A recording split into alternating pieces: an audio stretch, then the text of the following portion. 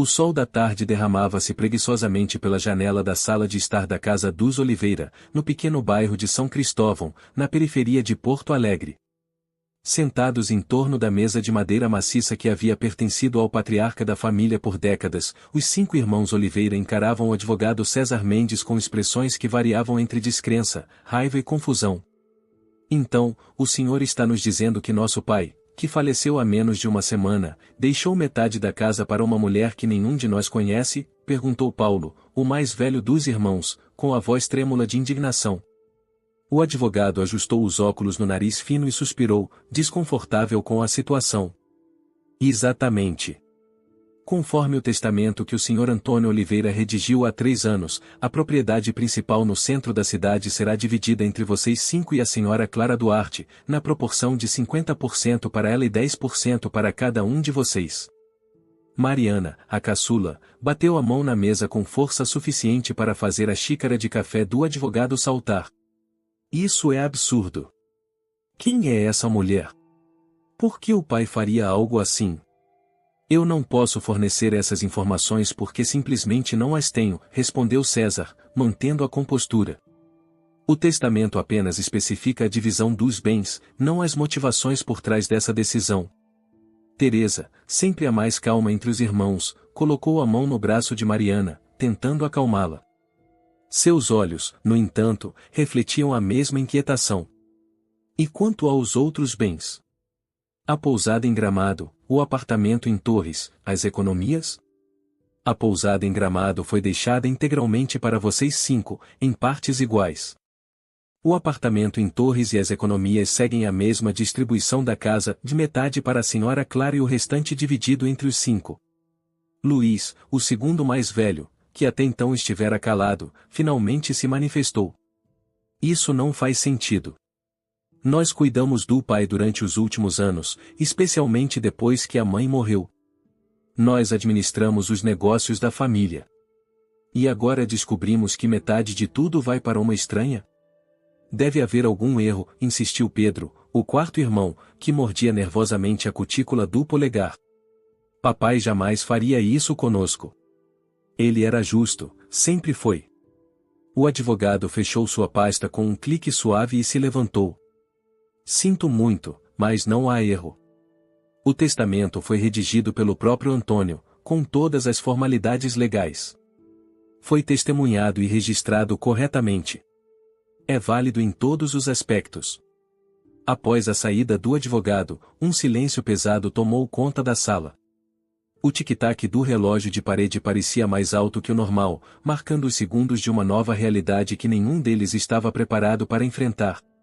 Quem vocês acham que é essa Clara? Perguntou Mariana finalmente, quebrando o silêncio. Talvez uma amante, sugeriu Luiz com amargura. Não seria a primeira vez que um homem velho cai nos encantos de uma mulher mais jovem. Não fale assim do pai, repreendeu Paulo. Ele amava a mãe. Mesmo depois que ela se foi, ele nunca olhou para outra mulher. Então como você explica isso? Rebateu Luiz, jogando as mãos para o alto. Metade da herança, Paulo. Metade. Teresa levantou-se e caminhou até a estante de fotos. Pegou um porta-retratos com a foto dos pais no dia do casamento, há mais de 40 anos. Talvez devêssemos encontrar essa mulher e perguntar diretamente a ela.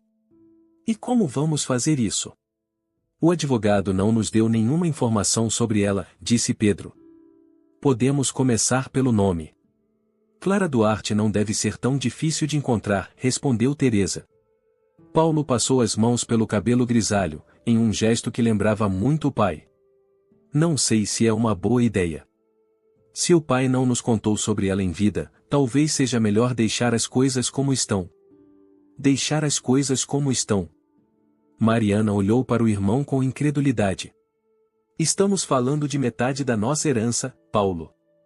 O pai trabalhou a vida inteira para construir esse patrimônio, e agora vamos simplesmente entregar metade para uma desconhecida sem nem questionar? Concordo com a Mariana, disse Luiz. Precisamos saber quem é essa mulher e por que o pai fez isso. Paulo suspirou, sentindo o peso da responsabilidade como irmão mais velho. Tudo bem. Vamos procurar por essa Clara Duarte. Mas vamos fazer isso com respeito. Se o pai a incluiu no testamento, ele tinha suas razões. Nos dias que se seguiram, os irmãos Oliveira mergulharam em uma investigação para descobrir a identidade de Clara Duarte. Pedro, que trabalhava em uma empresa de tecnologia, vasculhou as redes sociais e bancos de dados públicos. Teresa, professora universitária, utilizou seus contatos acadêmicos para buscar informações. Luiz, advogado como o pai havia sido, recorreu a antigos colegas de profissão. Mariana, jornalista, usou suas habilidades investigativas para seguir pistas. E Paulo, administrador das empresas da família, revisou documentos antigos em busca de qualquer menção ao nome de Clara. Foi Paulo quem encontrou a primeira pista. Em uma caixa no escritório do pai, guardada no fundo de um armário, descobriu um envelope amarelado pelo tempo. Dentro, uma única foto de uma mulher jovem, de cerca de 20 anos, sorrindo para a câmera. No verso da foto, uma inscrição simples, Clara, 1975 e um endereço em Pelotas, cidade a cerca de 250 quilômetros de Porto Alegre. Quando mostrou a foto aos irmãos, a reação foi imediata. Ela se parece com o pai, sussurrou Teresa, com os olhos arregalados. É impressão sua, rebateu Luiz, mas seu tom não carregava convicção. Mariana pegou a foto e a examinou com cuidado. O sorriso, e é o mesmo sorriso do pai. Vocês não estão sugerindo que...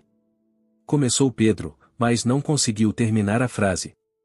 Que ela possa ser nossa irmã, completou Paulo, verbalizando o que todos estavam pensando. É uma possibilidade que não podemos ignorar. Isso é absurdo, protestou Luiz. O pai jamais trairia a mãe. Eles eram felizes juntos. 1975, disse Teresa, pensativa. O pai e a mãe já estavam casados há quase 10 anos nessa época. Nós 4 já tínhamos nascido, só a Mariana que ainda não. Um silêncio pesado caiu sobre eles novamente, enquanto cada um tentava processar a possibilidade de que o pai, sempre tão íntegro e respeitado, pudesse ter mantido um segredo tão grande durante toda a vida. Precisamos ir até Pelotas, decidiu Paulo. Vamos até esse endereço e descobrimos quem é Clara Duarte de uma vez por todas. A cidade de Pelotas recebeu os irmãos Oliveira com uma garoa fina e persistente, típica do inverno gaúcho. Paulo dirigia o carro da família pela Avenida Dom Joaquim, enquanto Teresa, sentada no banco do passageiro, consultava o mapa no celular. Luiz, Pedro e Mariana ocupavam o banco traseiro, cada um perdido em seus próprios pensamentos. É nessa rua à direita, indicou Teresa. Rua Gonçalves Chaves, número 732. Paulo fez a curva e reduziu a velocidade, examinando os números das casas. Quando finalmente parou em frente ao endereço indicado, todos ficaram em silêncio por um momento, observando a construção. Era uma casa antiga, bem conservada, com uma fachada azul clara e um pequeno jardim na frente. Uma típica casa de classe média do interior gaúcho. E agora? Perguntou Pedro, quebrando o silêncio. Agora a gente vai até lá e bate na porta, respondeu Mariana, já abrindo a porta do carro. Espera, disse Paulo, segurando o braço da irmã. Vamos pensar um pouco antes. E se ela não estiver em casa? E se outra pessoa morar aqui agora? Esse endereço tem quase 50 anos. Então perguntamos por ela, insistiu Mariana. Não viemos até aqui para ficar dentro do carro. Teresa interveio antes que a discussão escalasse. Vamos todos juntos. Se não for ela, pelo menos teremos tentado. Os 5 desceram do carro e caminharam até o portão da casa, sentindo o peso da possível revelação que os aguardava. Paulo, assumindo a liderança como sempre fazia, tocou a campainha. Aguardaram 1, 2, 3 minutos. Nada. Vamos tentar de novo, sugeriu Luiz, e Paulo apertou a campainha novamente. Desta vez, ouviram passos se aproximando da porta. Quando esta se abriu, viram uma senhora de cerca de 70 anos, cabelos grisalhos presos em um coque simples, olhos azuis vivos e um rosto que, apesar da idade, ainda guardava traços de beleza. Ela olhou para o grupo com curiosidade. Pois não. Paulo pigarreou antes de falar. Estamos procurando por Clara Duarte. Seria a senhora? A mulher franziu levemente o senho. Sim, sou eu. Em que posso ajudá-los? Um silêncio constrangedor se seguiu. Apesar de terem planejado o que dizer durante toda a viagem, agora que estavam diante de Clara, as palavras pareciam ter fugido. Meu nome é Paulo Oliveira, ele finalmente conseguiu dizer. Estes são meus irmãos, o Luís, Teresa, Pedro e Mariana. Somos filhos de Antônio Oliveira. Clara empalideceu visivelmente. Sua mão agarrou a porta com força, como se buscasse apoio. Por um momento, os irmãos pensaram que ela fosse desmaiar. Entrem, disse ela, após recuperar a compostura. Esta conversa não deve ser na porta da rua. Eles a seguiram para dentro da casa. O interior era aconchegante e simples, com móveis antigos bem conservados e paredes decoradas com quadros e fotografias. Clara os conduziu até a sala de estar e indicou o sofá e as poltronas. Sentem-se, por favor. Vou preparar um café para nós. Não precisa se incomodar, disse Teresa gentilmente. Viemos apenas para conversar. Acreditem, vocês vão querer esse café, respondeu Clara, tentando sorrir, mas o resultado foi mais uma careta tensa. E eu preciso de um momento. Ela desapareceu na cozinha, deixando os irmãos sozinhos na sala. Imediatamente, eles começaram a examinar as fotografias nas paredes. Havia muitas de uma menina crescendo, de bebê, criança, adolescente, jovem e adulta. Deve ser a filha dela, sussurrou Mariana. Ela se parece um pouco com a gente, não acham? É só impressão sua, respondeu Luís, mas estava claro pelo seu tom de voz que ele também notara a semelhança. Clara retornou com uma bandeja de café e a colocou sobre a mesa de centro. Suas mãos tremiam ligeiramente enquanto servia as xícaras. Imagino que vocês estejam aqui por causa do testamento, ela disse, sentando-se em uma poltrona de frente para eles. Como sabe sobre o testamento? Perguntou Paulo, surpreso. Antônio me ligou há algumas semanas, respondeu Clara, fitando a xícara em suas mãos. Ele disse que estava doente e que havia me incluído no testamento. Disse que vocês provavelmente viriam me procurar. Por que ele faria isso? Questionou Luís, sem conseguir disfarçar a hostilidade em sua voz. Por que deixaria metade dos bens dele para uma mulher que nenhum de nós conhece? Clara levantou os olhos para encarar Luís. Porque ele tinha uma dívida comigo. Uma dívida de quase 50 anos. Que tipo de dívida? Perguntou Teresa, gentilmente. Clara suspirou profundamente. É uma longa história. Uma história que comecei a acreditar que nunca teria que contar. Estamos aqui para ouvir, disse Paulo. Precisamos entender. Clara assentiu e colocou sua xícara na mesa. Seu olhar vagou pelas fotografias na parede antes de voltar aos irmãos. Eu conheci Antônio em 1974, aqui em Pelotas. Ele era um jovem advogado que vinha regularmente a negócios. Eu trabalhava como secretária no escritório que ele visitava. Começamos um relacionamento. Ela fez uma pausa. Eu não sabia que ele era casado no início. Quando descobri, já estava apaixonada. E grávida. Os irmãos trocaram olhares tensos. Suas suspeitas estavam se confirmando. Quando contei a ele sobre a gravidez, Antônio entrou em pânico. Disse que amava a esposa, que já tinha filhos, que não podia abandoná-los. Ofereceu dinheiro para que eu resolvesse a situação. Mas eu não podia fazer isso. Decidi ter o bebê sozinha. E você teve? Perguntou Mariana, com a voz embargada. Clara sentiu, e lágrimas começaram a se formar em seus olhos. Sim, tive. Uma menina. Renata. E onde ela está agora? Perguntou Pedro, olhando novamente para as fotografias.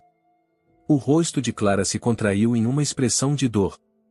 Renata faleceu há 5 anos. Câncer.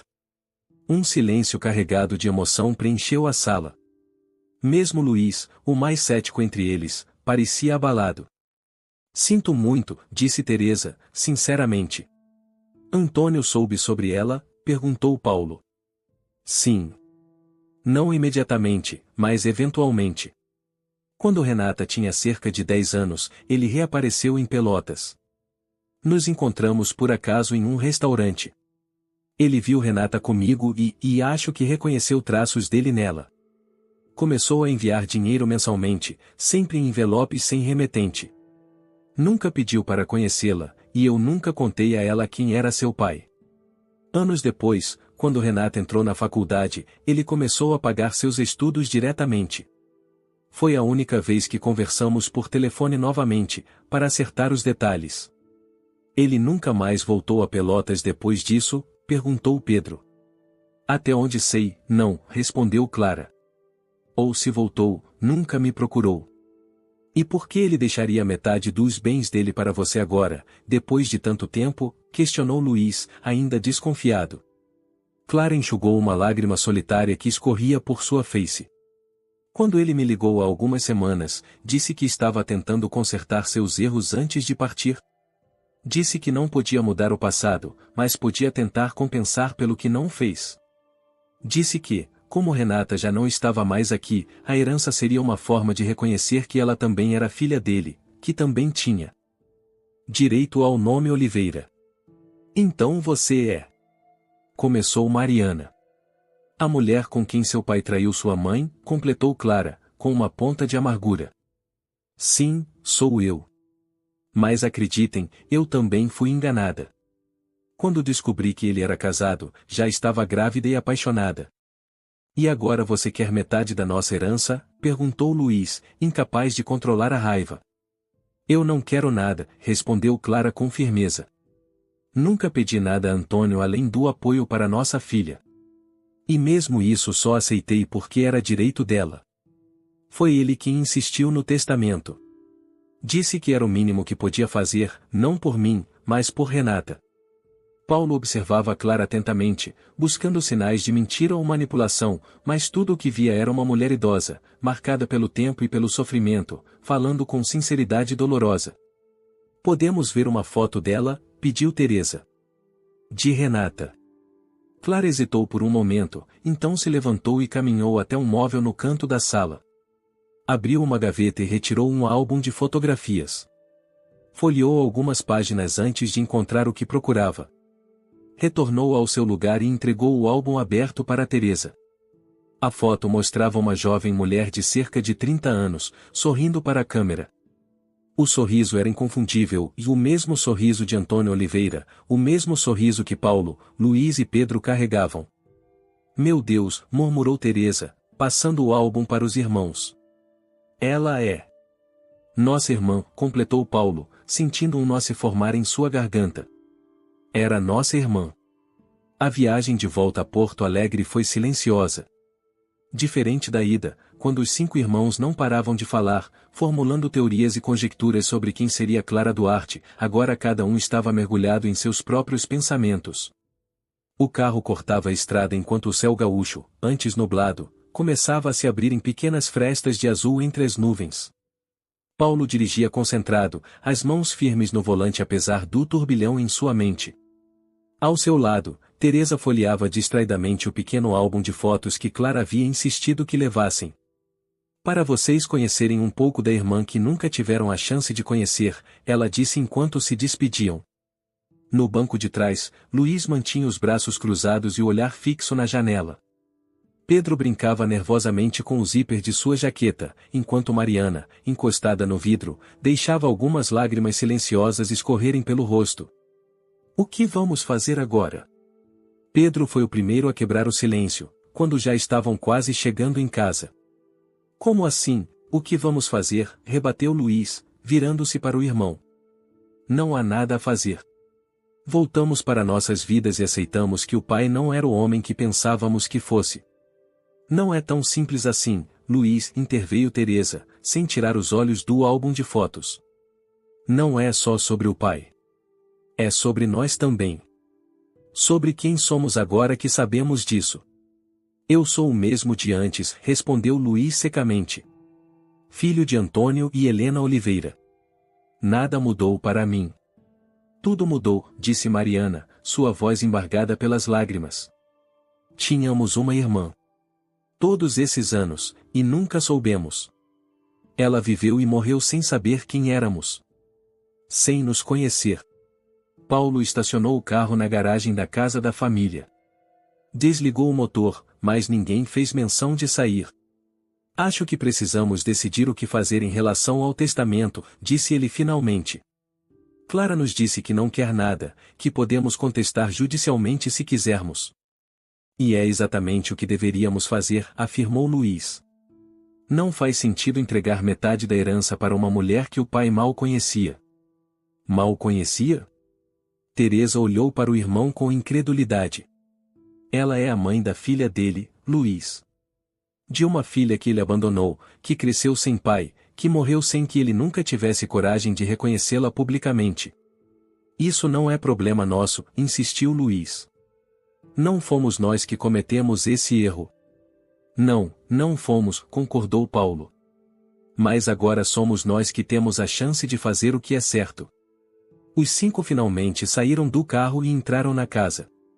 A mesa da cozinha, onde tantas vezes se reuniram em família para almoços domingueiros e comemorações, agora servia de palco para a decisão mais difícil que já haviam enfrentado juntos. Eu acho que deveríamos respeitar a vontade do pai, disse Pedro, depois que todos se sentaram. Se ele quis deixar metade dos bens para Clara, deve ter tido suas razões. As razões são óbvias, comentou Mariana. Culpa. Ele se sentiu culpado a vida toda por ter abandonado a filha e a mãe dela. O testamento foi sua forma de tentar se redimir. Às nossas custas, rebateu Luiz. Por que deveríamos abrir mão da nossa herança para pagar pelos erros dele? Teresa colocou o álbum de fotos sobre a mesa e o abriu em uma página específica. Era uma foto de Renata na formatura da faculdade, usando o beca e capelo, sorrindo radiante para a câmera. Olhem para ela, disse Teresa suavemente. Não veem?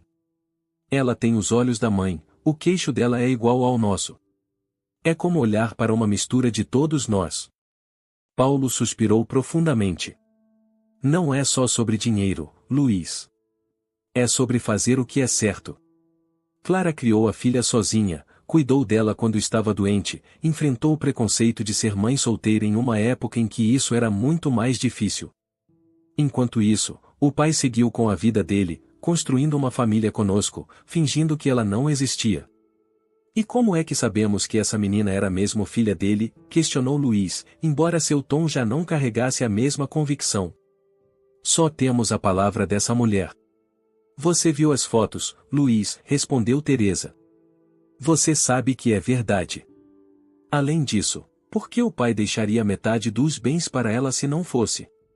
Luiz não respondeu.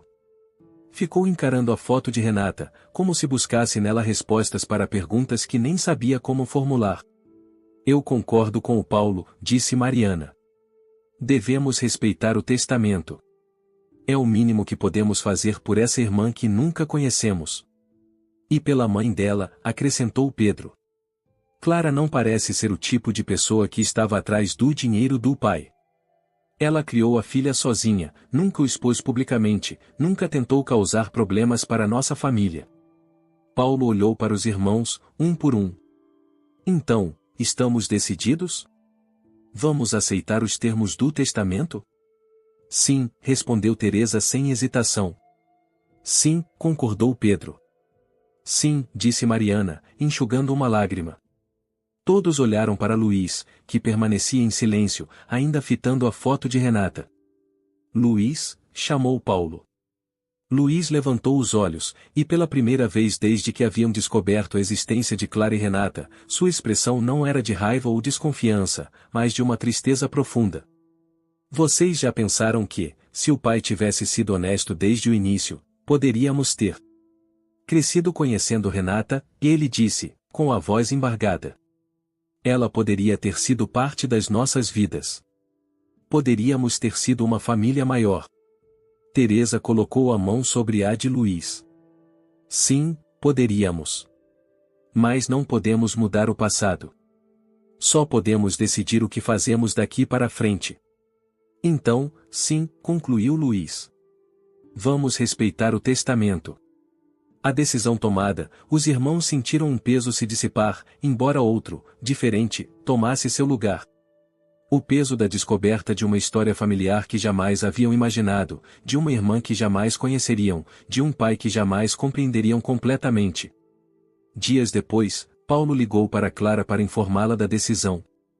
A conversa, inicialmente tensa e formal, gradualmente se tornou mais pessoal. Clara contou histórias sobre Renata, sobre como ela havia sido uma criança vivaz e inteligente, sobre sua paixão por literatura, sobre sua luta contra o câncer que acabou tirando sua vida prematuramente. Ao final da ligação, Paulo tomou uma decisão impulsiva. Clara, estamos planejando um almoço em família no próximo domingo.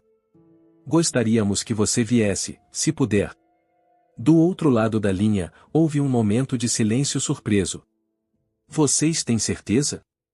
Não quero causar mais desconforto. Temos certeza, respondeu Paulo, olhando para os irmãos que estavam na sala e assentiam em concordância. Já perdemos a chance de conhecer Renata.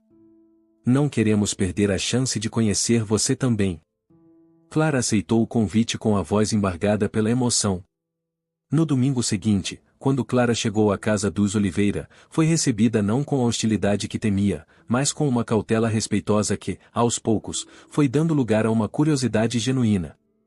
Trouxe consigo mais fotos de Renata, cartas que ela havia escrito, diplomas e certificados que mostrava com orgulho maternal.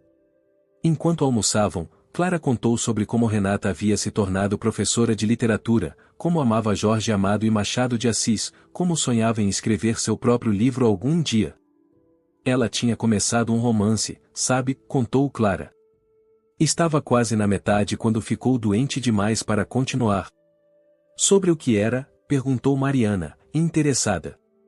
Sobre uma família, respondeu Clara, com um sorriso triste.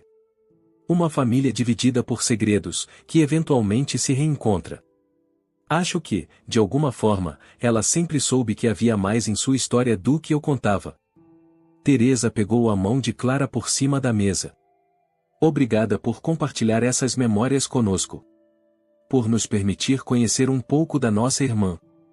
Ao final daquele dia, quando Clara se despediu, prometendo voltar para visitas futuras, algo havia mudado entre os Oliveira. O segredo que havia sido revelado, inicialmente um abismo que ameaçava separá-los, agora servia como uma ponte para uma compreensão mais profunda de si mesmos e de sua história familiar. Naquela noite, reunidos na varanda, os 5 irmãos observavam o céu estrelado de Porto Alegre, cada um perdido em seus próprios pensamentos, mas de alguma forma mais unidos do que nunca. Sabem, disse Paulo, quebrando o silêncio contemplativo, acho que o pai, à sua maneira tortuosa, acabou fazendo a coisa certa no final. Como assim? Perguntou Pedro. Ele não podia mudar o que fez no passado, explicou Paulo. Não podia desfazer o abandono, não podia trazer Renata de volta. Mas ao incluir Clara no testamento, ele nos forçou a descobrir a verdade, a conhecê-la, a abrir espaço em nossas vidas para essa parte da nossa história que estava faltando. Mesmo que a motivação tenha sido a culpa, questionou Luiz. Às vezes, respondeu Teresa, as ações importam mais que as motivações. E o resultado disso tudo é que agora temos uma nova pessoa em nossas vidas, alguém que nos conecta à irmã que nunca conhecemos. Mariana sorriu, olhando para as estrelas. Gosto de pensar que Renata estaria feliz em saber que finalmente nos encontramos, mesmo que ela não esteja mais aqui para compartilhar isso conosco. Os irmãos Oliveira ficaram ali na varanda por muito tempo, conversando sobre o passado, o presente e o futuro.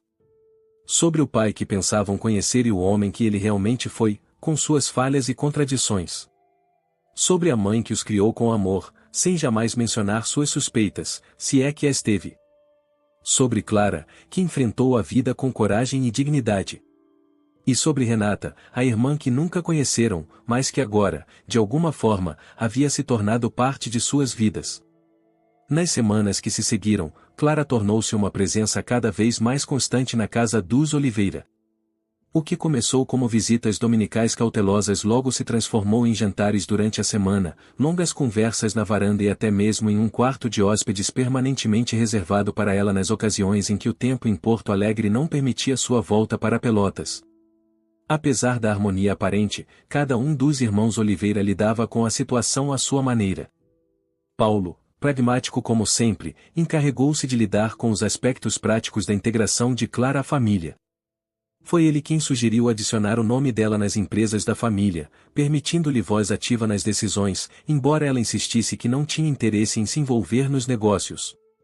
Não entendo de administração ou investimentos, ela disse em uma das reuniões familiares. Confio no julgamento de vocês. Teresa, com sua natureza empática, formou rapidamente uma conexão próxima com Clara.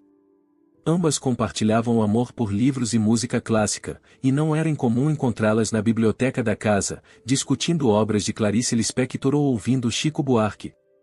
Ela me lembra tanto a mãe, comentou Teresa com Paulo, depois de uma dessas tardes. A mesma sensibilidade, o mesmo jeito de observar antes de falar. Pedro, inicialmente desconfortável, encontrou seu caminho para se conectar com Clara através das lembranças de Renata. Foi ele quem sugeriu que visitassem o túmulo dela em Pelotas, um gesto que emocionou Clara profundamente. Nunca imaginei que vocês se importariam tanto com alguém que nem chegaram a conhecer, disse ela, com lágrimas nos olhos, enquanto os 5 irmãos depositavam flores no túmulo de sua meia-irmã. Mariana, a mais jovem e impulsiva, abraçou a presença de Clara com entusiasmo quase exagerado, como se tentasse compensar todos os anos perdidos. Foi ela quem propôs criar um memorial para Renata na casa da família, uma pequena prateleira na sala de estar com suas fotos, alguns de seus livros favoritos e o manuscrito inacabado de seu romance, que Clara havia trazido em uma de suas visitas.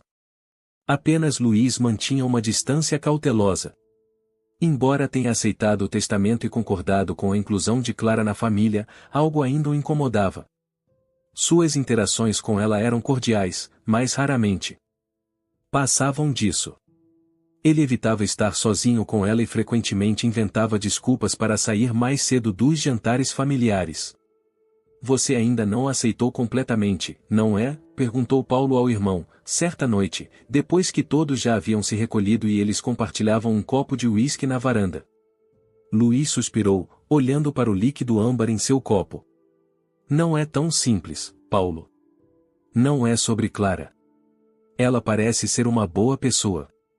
É sobre o pai. Sobre como tudo o que pensávamos saber sobre ele era. Ele parou, buscando a palavra certa. Incompleto, sugeriu Paulo. Falso, corrigiu Luís. Ele construiu uma imagem de homem íntegro, de pai dedicado, de marido fiel. E agora descobrimos que era tudo uma fachada. Paulo refletiu por um momento antes de responder. Acho que é mais complicado que isso, Luís. Ele era todas essas coisas que você disse. Mas também era um homem que cometeu erros, que não teve coragem de enfrentá-los diretamente, que viveu com culpa e arrependimento. Isso não anula o bem que ele fez, apenas o torna humano. Luís balançou a cabeça, não totalmente convencido. E a mãe? Você já pensou como ela se sentiria se soubesse disso tudo? Se soubesse que estamos recebendo a amante dele em nossa casa, tratando-a como família? Paulo ponderou a pergunta. Helena Oliveira havia falecido 3 anos antes, após uma longa batalha contra o Alzheimer. Em seus últimos anos, ela mal reconhecia os próprios filhos, quanto mais lembrava-se do marido. Acho que a mãe era mais forte e mais sábia do que damos crédito, respondeu Paulo finalmente. Quem sabe, talvez ela soubesse de tudo. Talvez tenha escolhido perdoar e seguir em frente. Como você pode dizer isso? Luís quase elevou a voz, indignado. Ela jamais. Luís, interrompeu Paulo suavemente, a mãe ficou casada com o pai por mais de 40 anos. Você realmente acha que uma mulher tão observadora quanto ela nunca percebeu nada? Nunca notou as viagens frequentes dele para Pelotas nos anos 70? Nunca questionou os envelopes que ele enviava regularmente sem remetente? Luís não respondeu, absorvendo a possibilidade que nunca havia considerado. Além disso, continuou Paulo, o que ganharíamos em julgar agora? Os dois se foram. O que temos é o presente e o que fazemos com ele. A conversa ficou na mente de Luís nos dias que se seguiram. Ele observava Clara com novos olhos, tentando vê-la não como a mulher que havia roubado a parte de seu pai, mas como alguém que também sofreu as consequências das escolhas dele. Uma tarde, enquanto todos estavam ocupados com seus afazeres, Luiz encontrou Clara sozinha na biblioteca, folheando um álbum de fotografias antigas da família Oliveira. "Posso?", perguntou ele, indicando o espaço ao lado dela no sofá. Clara pareceu surpresa, mas assentiu. "Claro." Luiz sentou-se e olhou para o álbum aberto em seu colo. Era uma foto do casamento de seus pais, ambos jovens e sorridentes, cercados por familiares e amigos. "Eles pareciam felizes", comentou Clara, com um tom que Luiz não conseguiu decifrar completamente, e havia melancolia ali, mas não amargura. "Eram", confirmou Luiz. "Pelo menos é o que sempre achei." Clara fechou o álbum e olhou diretamente para Luiz. "Sabe, eu nunca quis tirar nada de vocês. Nem da sua mãe. Quando descobri que Antônio era casado, fiquei devastada. Senti-me enganada, usada. Mas também me senti culpada, como se eu fosse a vilã em uma história que nem sabia que estava participando."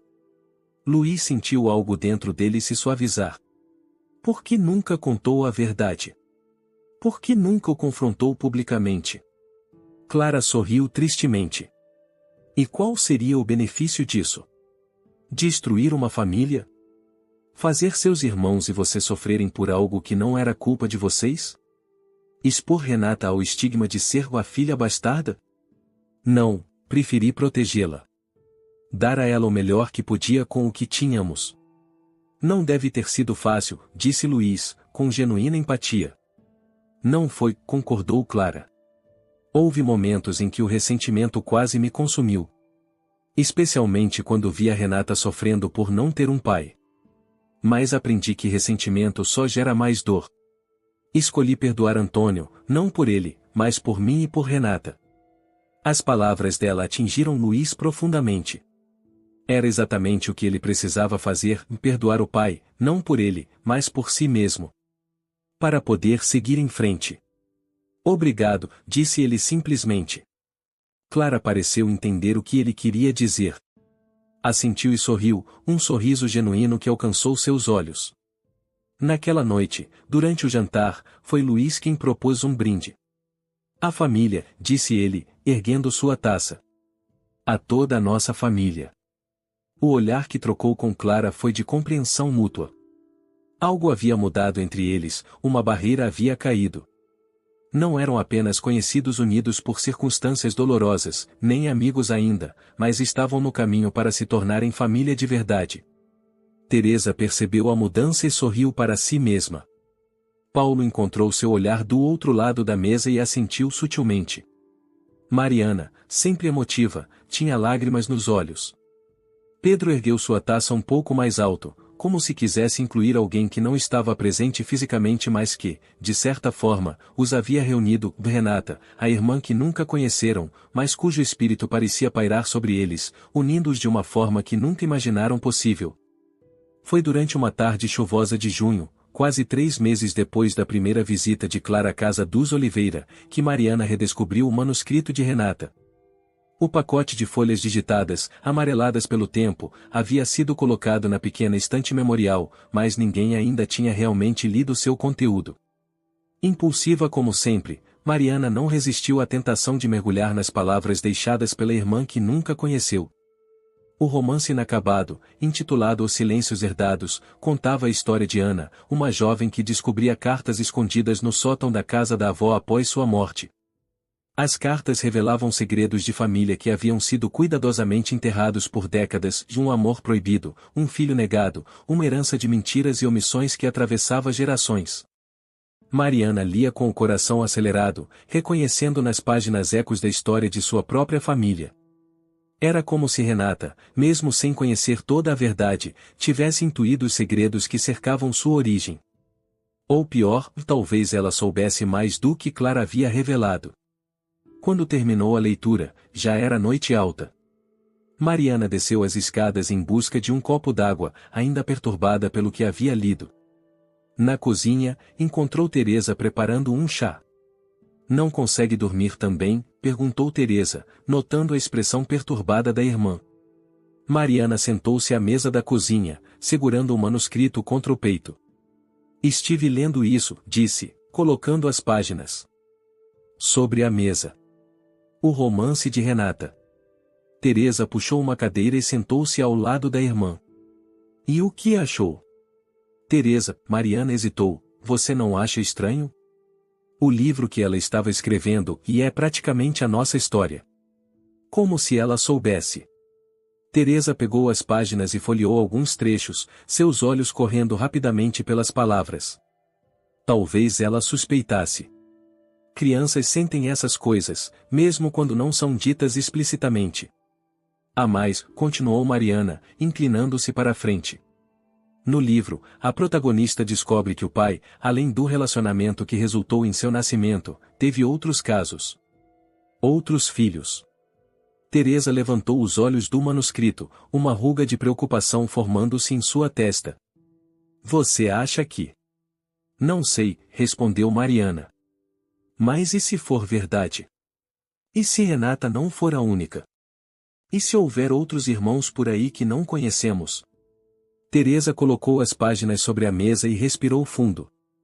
Mariana, isso é ficção. Renata era escritora. Ela criou uma história baseada em suas experiências e medos, mas isso não significa que tudo seja real. Mas e se for? Insistiu Mariana. Não deveríamos investigar?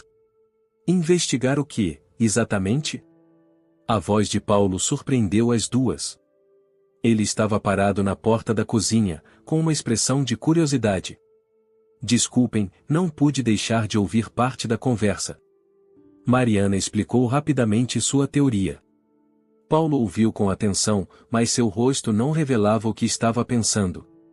Podemos perguntar para Clara, sugeriu Teresa. Se existe essa possibilidade, ela deve saber ou pelo menos suspeitar. Paulo sentou-se com as irmãs. Vocês têm certeza de que querem abrir essa porta? Já passamos por muita coisa nos últimos meses. A família está apenas começando a encontrar um novo equilíbrio. Mas se existirem outros irmãos lá fora, argumentou Mariana. Pessoas que são parte da nossa família e nem sabem? Não temos o direito de esconder isso deles, assim como o pai escondeu de nós. O silêncio caiu sobre os três. Paulo finalmente pegou o manuscrito e começou a ler, enquanto Teresa preparava mais chá.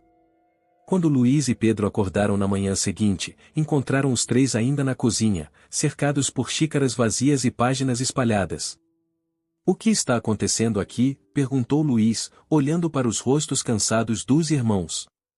Paulo explicou a situação. Luiz, que finalmente havia feito as pazes com a ideia de Clara e Renata fazerem parte da história familiar, parecia prestes a retroceder. Não podemos simplesmente aceitar uma teoria baseada em um romance inacabado, ele protestou. Isso é ridículo. Concordo que precisamos de mais evidências, disse Pedro conciliatoriamente. Mas não podemos simplesmente ignorar a possibilidade. Depois de muito debate, decidiram que falariam com Clara quando ela viesse para o almoço de domingo. A semana se arrastou lentamente, com cada irmão processando a possibilidade à sua maneira. Mariana continuou relendo o manuscrito, buscando mais pistas. Luiz voltou a se distanciar, a desconfiança renascendo. Paulo revisou antigos documentos do pai, procurando qualquer indício de outros relacionamentos ou despesas inexplicáveis. Teresa e Pedro tentaram manter a calma, embora ambos estivessem igualmente perturbados. Quando o domingo finalmente chegou, a tensão na casa era palpável. Clara percebeu imediatamente que algo estava errado quando entrou na sala e encontrou os 5 irmãos sentados formalmente, como se estivessem esperando para conduzir uma reunião. Aconteceu alguma coisa? Perguntou ela, colocando sua bolsa sobre uma cadeira. Paulo tomou a frente, como sempre fazia em situações difíceis. Clara, gostaríamos de conversar com você sobre algo que descobrimos. Ou melhor, algo que suspeitamos. Clara sentou-se lentamente, seu rosto envelhecido subitamente tenso.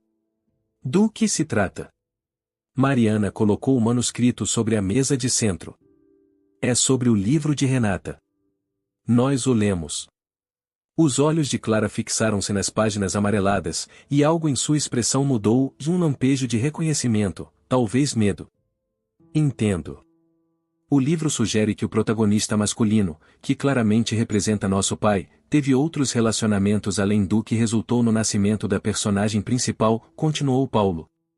Queríamos saber se isso tem algum fundamento na realidade. Clara ficou em silêncio por um longo momento, suas mãos idosas apertando-se uma na outra. Quando finalmente falou, sua voz era baixa, quase um sussurro, eu não queria falar sobre isso. Não queria trazer mais dor para vocês. O coração dos 5 irmãos pareceu parar simultaneamente. Então é verdade? Perguntou Luís, incapaz de esconder a amargura em sua voz. Existem outros. Clara levantou os olhos, enfrentando o olhar dele. Não da forma como você está pensando. Não houve outros relacionamentos como o nosso, pelo menos não que eu saiba. Mas... Ela hesitou, como se medisse suas próximas palavras. Renata descobriu algo poucos meses antes de falecer. Algo que eu mesma não sabia até então. O que? Perguntou Teresa gentilmente, vendo quão difícil era para Clara continuar. Ela estava pesquisando sobre sua própria história, tentando encontrar informações sobre Antônio. Numa de suas buscas, ela descobriu registros de uma criança em um orfanato de Pelotas. Uma menina que foi deixada lá em 1969, 5 anos antes de Renata nascer. E o que isso tem a ver com nosso pai? Questionou Paulo, embora o tom de sua voz sugerisse que ele já suspeitava da resposta. A criança foi registrada como filha de pais desconhecidos, mas Renata encontrou uma carta anexada aos registros. Uma carta anônima, mas escrita em papel timbrado do escritório de advocacia onde Antônio trabalhava naquela época. A carta pedia que a criança fosse bem cuidada e incluía uma quantia considerável de dinheiro. Isso não prova nada, argumentou Luís. Poderia ser qualquer pessoa daquele escritório. Sim, concordou Clara. Eu disse isso mesmo para Renata. Mas ela estava convencida. Começou a visitar o orfanato, agora transformado em um abrigo para crianças. Conseguiu descobrir que a menina foi adotada por uma família de Santa Maria quando tinha cerca de 3 anos. Renata estava planejando ir até lá quando descobriu a doença. O livro. Clara apontou para o manuscrito, era sua forma de processar o que havia descoberto, misturando realidade e ficção. Os irmãos Oliveira tentavam absorver essa nova revelação. Se fosse verdade, existia outra meia-irmã, ainda mais velha que Paulo, vivendo em algum lugar, talvez completamente alheia à sua verdadeira origem. Você tem alguma informação sobre essa criança? Nome, data exata de nascimento? Perguntou Paulo. Clara balançou a cabeça. Renata guardava todas as suas anotações em um caderno que ficava junto com o manuscrito. Deve estar naquele pacote. Mariana rapidamente verificou o pacote e encontrou um caderno espiral fino escondido entre as últimas páginas do romance. As anotações de Renata eram meticulosas em datas, nomes, endereços, tudo registrado com a precisão de uma jornalista investigativa. Segundo isso, a menina se chamava Sofia, disse Mariana, lendo as anotações.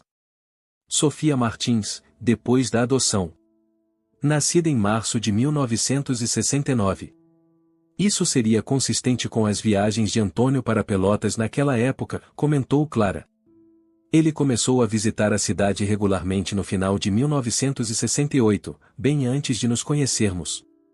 Então pode haver uma irmã mais velha, murmurou Teresa, a realidade da situação finalmente atingindo alguém que nem sequer teve a chance de conhecer o pai, como Renata. O silêncio caiu novamente sobre a sala, cada um perdido em seus próprios pensamentos. Finalmente, foi Pedro quem verbalizou a pergunta que todos estavam pensando, vi agora. O que fazemos com essa informação? A pergunta de Pedro pairou no ar como uma névoa densa, envolvendo cada um dos presentes. O silêncio que se seguiu foi quebrado apenas pelo tic-tac persistente do relógio de parede, como se o próprio tempo estivesse ansioso pela resposta. Precisamos encontrá-la, disse Mariana, a primeira a encontrar sua voz. Precisamos saber se ela está bem, se é feliz, se gostaria de nos conhecer. E se ela não quiser, rebateu Luiz. E se para ela for melhor não saber? Estamos falando de uma mulher de 50 e poucos anos, com uma vida inteira construída sem nós. Que direito temos de aparecer e possivelmente virar essa vida de cabeça para baixo? O mesmo direito que tínhamos de saber sobre Renata, respondeu Paulo calmamente. A verdade pode ser dolorosa, mas é sempre preferível a viver uma vida baseada em mentiras, mesmo que sejam mentiras por omissão. Clara, que estivera observando a discussão com olhos cansados, finalmente falou. Renata passou seus últimos meses obcecada com essa busca. Mesmo quando a doença a debilitava cada vez mais, ela continuava fazendo anotações, planejando a viagem para Santa Maria, imaginando como seria o encontro. O maior arrependimento dela foi não ter conseguido completar essa jornada. Teresa se aproximou de Clara e segurou suas mãos enrugadas. Então vamos completá-la por ela. A decisão foi unânime e buscariam Sofia Martins. Com as anotações detalhadas de Renata como ponto de partida, iniciaram uma investigação meticulosa. Pedro utilizou seus conhecimentos de tecnologia para rastrear registros digitais. Paulo acionou contatos na área jurídica. Luiz, transformando sua resistência inicial em determinação, viajou pessoalmente para Santa Maria para vasculhar registros locais. Teresa e Mariana, junto com Clara, organizaram todas as informações em uma linha do tempo coerente. Após 3 semanas de busca intensiva, finalmente encontraram uma pista concreta. Sofia Martins, agora Sofia Martins Azevedo, era professora universitária de Biologia na UFSM e Universidade Federal de Santa Maria. 56 anos, casada, mãe de 2 filhos adultos e avó de uma menina de 5 anos. Conseguimos o telefone e o endereço dela, anunciou Pedro em mais uma das reuniões familiares que haviam se tornado rotina nas últimas semanas. O que fazemos agora? Ligamos? Vamos até lá? Enviamos uma carta? Acho que devemos ir pessoalmente, sugeriu Paulo. É o tipo de notícia que ninguém deveria receber por telefone ou carta. Todos nós, questionou Luiz. Não seria intimidador demais para ela enfrentar 6 estranhos de uma vez, trazendo uma revelação dessas? Concordo com o Luiz, disse Teresa. Talvez seja melhor uma abordagem mais suave. 2 pessoas, no máximo. Depois de muito debate, decidiram que Paulo e Clara seriam os emissários da família. Paulo, por ser o mais velho e ter uma presença naturalmente tranquilizadora, Clara, por ser a conexão viva com essa história, a única que conhecera Antônio Oliveira em sua juventude. Na manhã seguinte, os 2 partiram para Santa Maria. O trajeto de pouco mais de 3 horas foi feito em silêncio, cada um absorto em seus próprios pensamentos e receios. O que diriam? Como Sofia reagiria? Estariam fazendo a coisa certa? Chegaram à cidade no início da tarde e, seguindo as instruções do GPS, logo encontraram a casa de Sofia, de uma construção moderna de 2 andares em um bairro residencial tranquilo. Estacionaram em frente, mas permaneceram no carro por alguns minutos, reunindo coragem. Nunca pensei que estaria aqui, confessou Clara, olhando para a casa onde possivelmente vivia outra filha de Antônio. Sempre achei que Renata e eu éramos as únicas.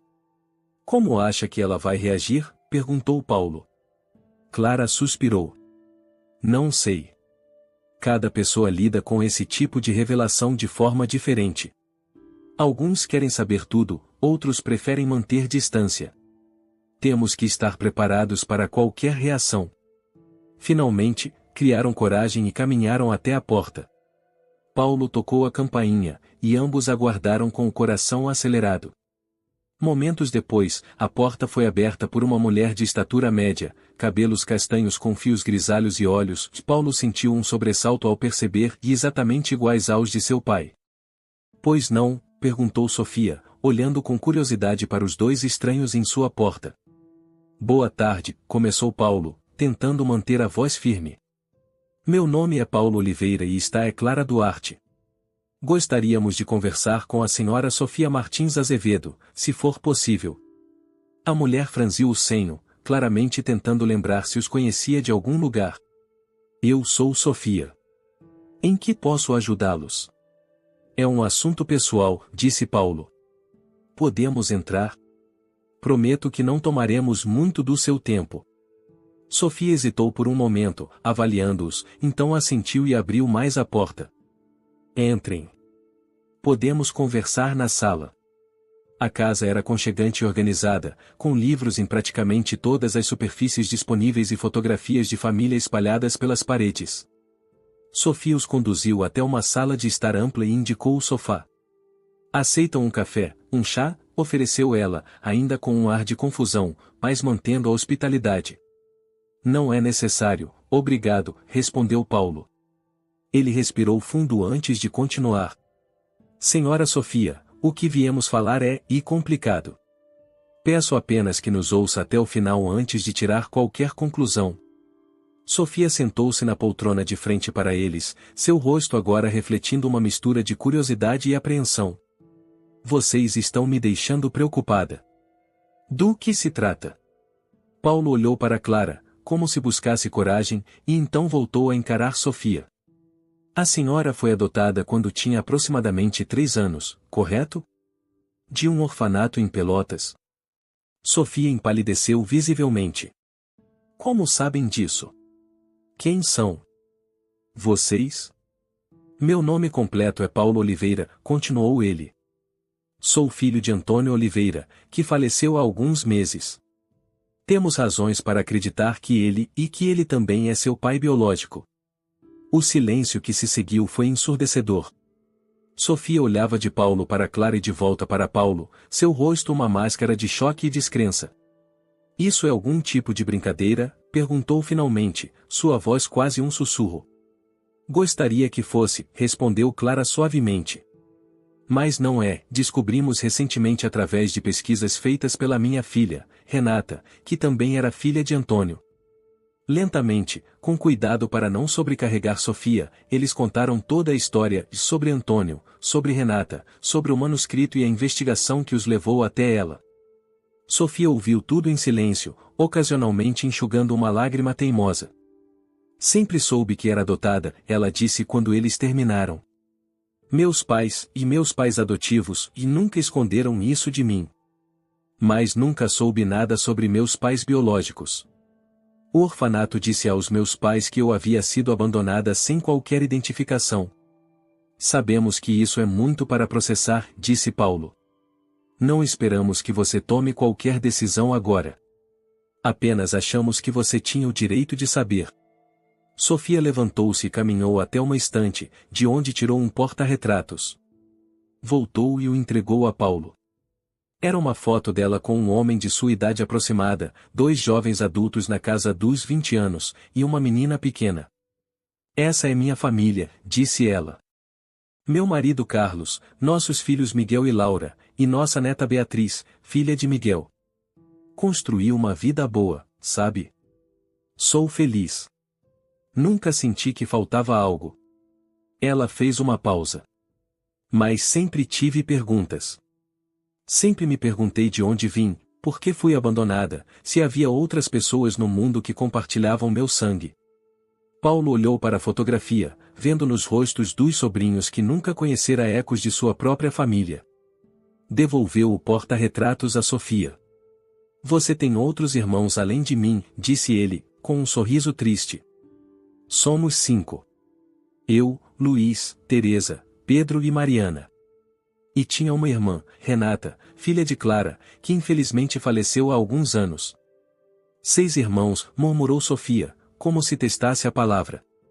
Eu sempre quis irmãos. Cresci como filha única.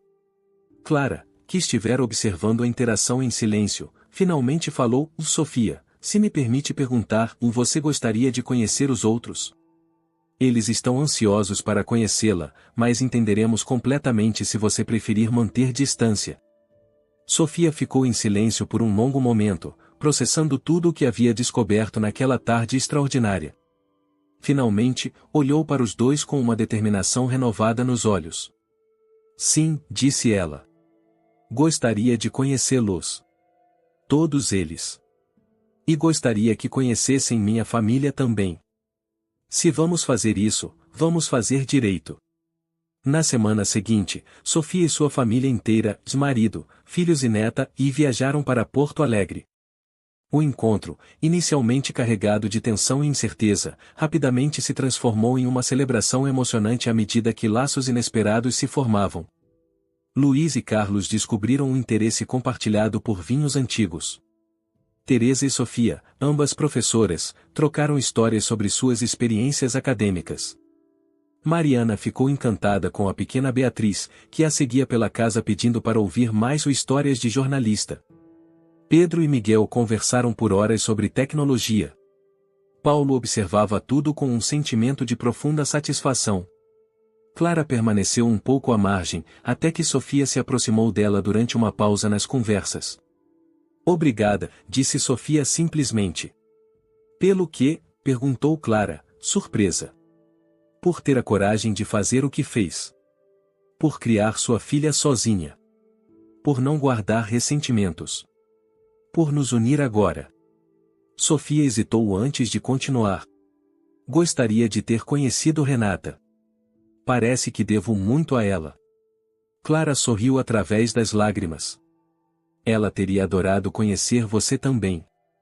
Na verdade, acho que de alguma forma, ela sabia sobre você muito antes de qualquer um de nós. Naquela noite, reunidos em torno da grande mesa da sala de jantar dos Oliveira, agora estendida para acomodar a família ampliada, Paulo propôs um brinde, vá família, disse ele, erguendo sua taça. Não apenas ao sangue que compartilhamos, mas às escolhas que fazemos para honrar esses laços. As raízes que nos definem, mesmo quando não sabemos que existem. E aos galhos que crescem em direções inesperadas, mas que sempre, de alguma forma, encontram seu caminho de volta para casa. Enquanto todos erguiam suas taças, Clara olhou ao redor da mesa, para os 5 irmãos Oliveira que haviam aberto seus corações para ela, para Sofia e sua família que tão corajosamente haviam aceito essa nova realidade, e para o lugar vazio que, em seu coração, pertencia a Renata. Em meio à dor das perdas e das oportunidades desperdiçadas, havia também a beleza de novos começos. No memorial de Renata na sala de estar, o manuscrito inacabado de Os Silêncios Herdados havia ganhado um novo significado. Não era mais apenas uma obra de ficção inspirada por suspeitas, mas um elo que havia conectado vidas separadas por décadas de segredos. E em algum lugar, Clara gostava de pensar, tanto Antônio quanto Renata estavam observando essa reunião improvável, esse círculo finalmente completo, com um sorriso de aprovação.